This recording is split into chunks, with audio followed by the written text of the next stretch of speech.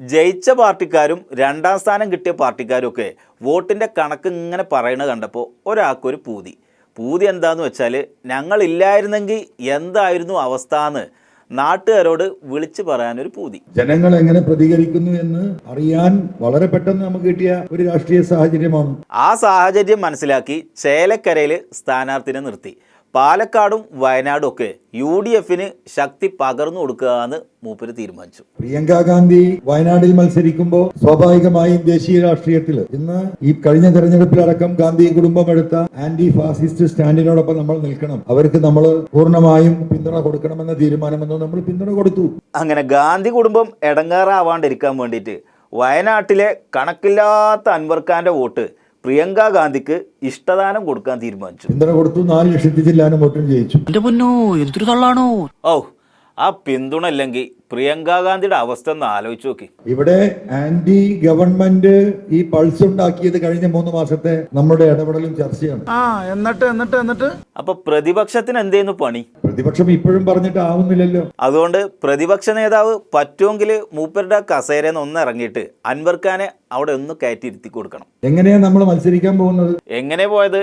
ചേലക്കരക്ക് നിങ്ങളെ വണ്ടിയിലല്ലേ പോയത്? നിങ്ങൾ കേട്ടാൽ അത്ഭുതപ്പെടും. അതെന്ത് നിങ്ങൾ പറന്നിട്ടാണോ പോയത്? ചേലക്കരയിലെ വാട്സാപ്പ് ഗ്രൂപ്പിൽ നമുക്കുണ്ടായിരുന്നത് 3 പേരാണ്. അതായത് വെറും 3 ആൾക്കാരിലെ ഒരു സ്ഥലത്ത് നിയമസഭയ്ക്ക് ഒരു സ്ഥാനാർത്ഥിനെ നിർത്തിയ അൻവർ ഖാന്റെ ധൈര്യത്തിന് എല്ലാവരും എണീറ്റ് നിന്ന് ഒന്ന് കൈയടിച്ചു കൊടുക്കണമെന്ന്.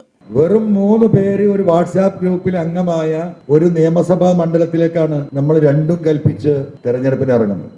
അവിടുന്ന് 3000 ചില്ലാനം വോട്ടുണ്ടാക്കിയ കഠിനാധ്വാനത്തിന്റെ കഥയാണ് ഇനി പറയാൻ പോകുന്നത്. കൊട്ടം പാറപ്പുറാണ്. അത് കിളച്ച് ഒരു തുള്ളി വെള്ളം എവിടെയെങ്കിലും പൊട്ടുമെന്നാണ് നമ്മൾ നോക്കിയത്. എന്നിട്ട് വെള്ളം കണ്ടോ? നമ്മൾ 5000 വോട്ട് പിടിക്കുക എന്ന ഉദ്ദേശത്തോടു കൂടിയാ പോയത്. ഇതാണ് സത്യം. വിശ്വസിക്കാൻ പറ്റുന്നവർക്ക് വിശ്വസിക്കാൻ സ്വല്പം ബുദ്ധിമുട്ടേ ഉണ്ട്. 5000 വോട്ടിന് വേണ്ടി മത്സരിച്ച അൻവർ ഖാന്റെ പാർട്ടിക്ക് 3000 ചില്ലാനം വോട്ട് കിട്ടി.